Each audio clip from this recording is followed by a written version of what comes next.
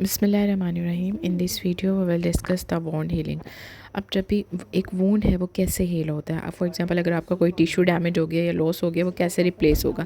इसके दो मोड्स होंगे, या तो रीजनरेशन होगी या फिर क्या होगा कि वो रिपेयर हो जाएगा by the fibrous scar. Regeneration में क्या होता है, विद द नेटिव टिश्यू, और फाइब्रस स्कार में विद द फाइब्रस, वहाँ पे स्कार बन जाता है ना। अब इसमें देखो कि रीजनरेटेबल टिश्यू के अंदर क्या होता है, स्टेम सेल्स होते हैं जो कि प्रिजर्व होते हैं, लेबाइल होते हैं और स्टेबल होते हैं। अब ये तो रीजनरेटेबल टिश्यू की बात होगी, और जो नॉन रीजनरेटेबल टिश्यू होते हैं वो परमानेंट टिश्यू होते हैं, जैसे कि कार्डिक मसल्स है, ठीक है, स्केलेटल मसल होता है, न्यूरॉन्स हैं। ये परमानेंट टिश्यू है, ये रीजनरेट नहीं कर सकते, ठीक है। इसके लिए क्या बनता है, फिर स्कार बन जाता है। Okay, so now will discuss the concept of the regeneratable and the non regeneratable. Replacement of the damage tissue with the native tissue dependent on the regenerative capacity of the tissue. अब tissue को 3 types में divide करते हैं, labile, stable and the permanent tissue की बात हो रही है। अब जो लेबाइल हैं ये क्या करते हैं, इनके पास स्टेम सेल होता है जो कि कंटिन्यूसली साइकिल करते हैं और फिर टिश्यू को रीजनरेट कर देते हैं, जैसे कि स्मॉल बाउल, स्किन है, बोन मैरो है, हेमाटोपोइटिक सेल, ये लेबाइल टिश्यू है, ठीक है, जिनके अंदर क्या होता है, स्टेम सेल्स होते हैं। अब जो स्टेबल टिश्यू होते हैं ये सेल से जो जीनो और फेस में होते हैं, but can reenter the cell cycle to regenerate, जब जब ज़रूरत होगी तब ये बना लेंगे। इसकी क्लासिकल एग्जांपल जो है वो है लीवर की रीजनरेशन। इसमें कंपनसेटरी हाइपरप्लेजिया होगा, पार्शियल रिजेक्शन के बाद फिर वो एडिशनल सेल्स करेंगे, और फिर ये स्टेबल टिश्यू की बात हो रही है। लेबाइल टिश्यू कहाँ पे, जो नॉर्मली हमारी बॉडी में स्टेम सेल्स जैसे बेजल लेयर में, म्यूकोजा, क्रिप्ट्स में, या फिर हेमाटोपोइटिक स्टेम सेल्स में है, ठीक हो गया। अब इसकी क्लासिकल एग्जांपल हमने लिवर की देख ली। अब रीनल ट्यूबुलर सेल्स हो गया, ठीक है, इसमें cartilage, blood vessel, smooth muscle, ये सब आ जाएंगे। अब परमानेंट टिश्यू के अंदर रीजनरेटिव पोटेंशियल नहीं होता, जैसे कि myocardium, skeletal muscle and the neurons. अब मैंने आपको क्या बताया, रीजनरेशन की। रीजनरेशन जो है उसमें स्टेम सेल प्रिजर्व होते हैं, लेबाइल होते हैं, स्टेबल होते हैं। लेबाइल जो है वो आपके स्किन, बाउल, जीआईटी और बोन मैरो में हो सकते हैं। स्टेबल टिश्यू जो है वो है लीवर में। Okay, so now will discuss the repair by the scar tissue. अब ये जो है इसके अंदर up to 3 days inflammatory phase start होती है। इसमें सबसे पहले क्या होगा, कोई भी इन्फेक्शन या वूंड बन गया है, ख़राब हो गया, उसमें इन्फ्लेमेटरी सेल क्या करेंगे, वो लिक्विफाई करते हैं किसको, जो भी डेड सेल होगा उसको लिक्विफाई करेंगे, फेगोसाइटोसिस करेंगे और रिमूव कर देंगे। फिर उसके बाद आप नॉर्मली भी देखो ना, अगर कोई पस आ गई है उसे रिमूव करेंगे, फिर उसका वहाँ पे ग्रेनुलेशन टिश्यू बनता है, एक रेड रेड सा टिश्यू होता है, ठीक है। अब उसके ये कब होता है, प्रोलिफरेटिव फेज़ में होता है, जो कि 4 से 7 डेज़, ये आपने याद रखना। इन्फ्लेमेटरी 3 डेज़ होती है, प्रोलिफरेटिव फेज़ जो है 4 से 7 डेज़ होती है। अब ये फिब्रोब्लास्ट होते हैं, वेस्कुलराइज और मायोफिब्रोब्लास्ट। फिब्रोब्लास्ट क्या करते हैं, कोलेजन को डिपॉजिट करते हैं, टाइप 3, और जो वेस्कुलराइज कैपिलरीज होती हैं वो न्यूट्रिशन प्रोवाइड करती हैं, और जो मायोफिब्रोब्लास्ट होते हैं ये वूंड की कॉन्ट्रैक्शन करवाते हैं।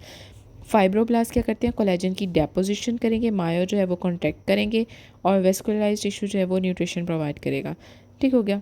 उसके बाद इसके डिफरेंट मीडिएटर्स आते हैं। जो ग्रोथ फैक्टर है फिब्रोब्लास्ट और ये वेस्कुलर है, ये एंजियोजेनेसिस करेगा, ठीक है। उसके बाद ग्रेनुलेशन टिश्यू कौन बनाते हैं, इंटरल्यूकिन, पीडीजीएफ और टीएनएफ, ठीक है, और एंटी इन्फ्लेमेटरी के लिए टीजीएफ बीटा होता है।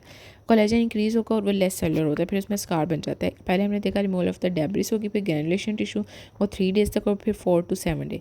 उसके बाद जो स्टेबलाइजेशन ऑफ स्कार हो जाती है फॉर द, अब वूंड की स्ट्रेंथ के लिए क्या होगा कि स्कार जो है वो स्टेबल करना होता है। इसमें आती है रीमॉडलिंग फेज़। रीमॉडलिंग फेज़ जो है इसमें क्या होता है कि 6 मंथ की 1 वीक से 6 मंथ तक चलती है। ये मैक्सिमम टेंसाइल स्ट्रेंथ जो है वो कैसे अचीव की जाती है, 3 मंथ में। अब टाइप 3 जो है इसके अंदर क्या होता है, टाइप 3 कोलेजन जो है वो कन्वर्ट हो जाता है टाइप 1 में। जैसे अभी मैंने आपको उस टाइम भी बताया था कि टाइप 3 जो है वो, टाइप 3 में अर्ली वोंड हीलिंग होती है, और जबकि टाइप 1 के अंदर क्या होता है, ये लेट वोंड हीलिंग में होता है। ओके, सो टाइप 3 टाइप 1 में कन्वर्ट हो जाएगा। क्या, कौन सा एंजाइम होता है, कोलेजनेज होता है, जिंक आता है, ठीक है। फिर उसके बाद जो प्रो कोलेजन होता है उसकी हाइड्रोक्सिलेशन होती है, विटामिन सी मेडिएटेड होता है, और उसमें क्रॉस लिंकिंग नेसेसरी होती है। इसमें प्रोलीन और लाइसिन हाइड्रोक्सिलेज होता है। अब इसमें जो क्रॉस लिंकिंग होती है किसके through, bye the lysyl oxidase के थ्रू, इसमें कोफैक्टर आता है, ठीक है। और ये मैक्सिमम स्ट्रेंथ जो है वो क्रॉस लिंकिंग के बाद होती है। विटामिन सी का क्या काम होता है, प्रोकोलेजन की हाइड्रोक्सिलेशन करता है, ये नेसेसरी होता है क्रॉस लिंकिंग के लिए, और टेंसाइल स्ट्रेंथ को इम्प्रूव करेगा। अगर तो कोई पेशेंट है वो फ्रूट और वेजिटेबल नहीं ले रहा, विटामिन डी की डेफिशिएंसी होगी और टेंसाइल जो स्ट्रेंथ है वो कम हो जाएगी, ठीक है। अब जिंक क्यों इंपॉर्टेंट होता है कि ये कन्वर्ट करते हैं टाइप 3 को टाइप 1 के अंदर, और कॉपर जो है वो इंपॉर्टेंट होता है फॉर द क्रॉस लिंकिंग, ठीक है, by the lysyl oxidase. Maximum tensile strength जो है वो अचीव की जाती है बाय द कोलेजन 1, और ये अचीव होती है बाय द 3 मंथ्स। उसके बाद जब वूंड में ग्रेनुलेशन टिश्यू बन जाता है और फिर वहाँ पे मायोफाइब्रोब्लास्ट होते हैं जो कि वूंड की कॉन्ट्रैक्शन करते हैं। मोस्ट इंपॉर्टेंट स्टेप होता है ओपन और सेकेंडरी वूंड में हीलिंग जो है इसमें between the primary and the secondary wound healing जो है, फिर उसमें difference between the primary and the secondary wound healing at the function of the. अब इसमें फिर देखो कि रिपेयर कैसे होता है। जो भी रिप्लेस डैमेज टिश्यू होगा उसका रिप्लेस करेंगे विद द फाइब्रस का। कोई भी रीजन स्टेम सेल लॉस हो गए, डीप स्किन कट है, टिश्यू लीक, उसमें क्या होगा, रीजनरेटिव कैपेसिटी नहीं है। For example healing after the MI, इसमें ग्रेनुलेशन टिश्यू जो है वो initial phase of the repair में बनेगा। उसके अंदर फाइब्रोब्लास्ट होते हैं, टाइप 3 कोलेजन, कैपिलरीज और मायोफाइब्रोब्लास्ट होते हैं। उससे क्या होगा कि टाइप 3 जो है वो रिप्लेस हो जाएगा टाइप 1 में। टाइप 3 जो है वो प्लाएबल होता है, present in the granulation tissue. Type 1 की जो है वो हाई टेंसाइल स्ट्रेंथ होती है और ये स्किन, बोन और टेंडन ऑर्गन्स में प्रेजेंट होते हैं। ठीक है, टाइप 3 जो है वो किससे रिप्लेस हो रहा है, 1 से। अब कोलेजन रिमूव कर देता है टाइप 3 को और यहाँ पे जिंक जो है वो एज अ कोफैक्टर काम करता है। Vitamin C, copper, zinc deficiency. Vitamin C important cofactor है किसमें, हाइड्रोक्सिलेशन के अंदर। हाइड्रोक्सिलेशन जो है वो कोलेजन की क्रॉस लिंकिंग भी करवाता है। कॉपर जो है वो एक्ट करेगा cofactor for the lysyl oxidase, जो कि क्रॉस लिंक करेगा किसी लाइसिन को हाइड्रोक्सीलाइसिन को। ठीक है, अब जिंक जो है वो कोफैक्टर है फॉर द कोलेजनेज। कॉपर जो है वो लाइसाइल ऑक्सीडेज के लिए था, जिंक जो है वो कोलेजनेज के लिए। कॉपर ने क्या किया था, क्रॉस लिंक करवाई थी लाइसिन की, और जो जिंक है ये क्या करेगा, रिप्लेस कर देगा टाइप 3 को टाइप 1 में।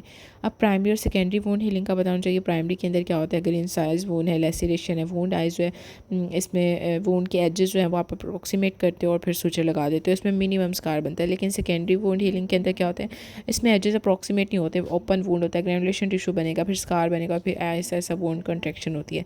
इसमें भी आप देख सकते हो क्लियर इंसिजन है, सूचर लगाया, हेयरलाइन स्कार बन गया, रेगुलर वूंड है, ग्रेनुलेशन बना है, epithelial grow over the scar. अब most important cause of the delayed wound healing क्या होती है, इन्फेक्शन है।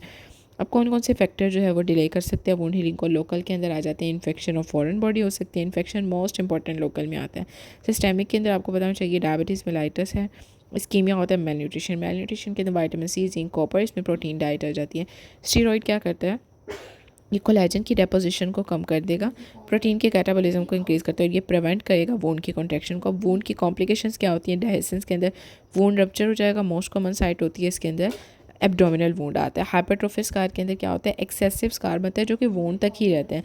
केलॉइड के अंदर क्या होगा कि वो वूंड से आउट ऑफ द प्रोपोर्शन जाता है, इसके अंदर टाइप 3 कोलेजन होगा। अब कॉन्ट्रैक्शन जो है वो वाइट होगी, इसके अंदर एक्सटेंसिव वूंड ग्रेड 3 बर्न होता है। ठीक है, अब इसमें आप देख सकते हो ये केलॉइड आपको नज़र आ रहा है, ये वाला।